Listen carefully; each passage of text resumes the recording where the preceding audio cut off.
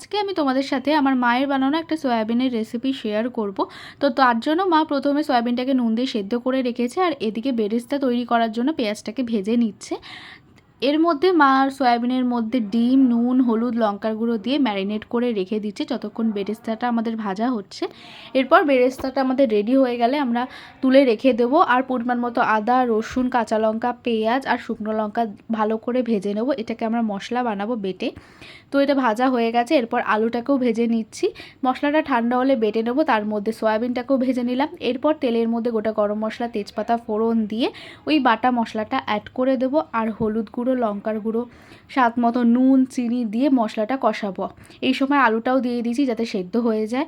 এরপর ভালো করে কষানো হয়ে গেলে আমরা এর মধ্যে সয়াবিনটা দিয়ে আবারও ভালো করে কষাবো পরিমাণ মতো। এরপর জল দিয়ে দেবো, দিয়ে নামানোর আগে ঘি, গরম মশলা দিয়ে সার্ভ করবো। ভিডিওটা কেমন লাগলো অবশ্যই জানিও।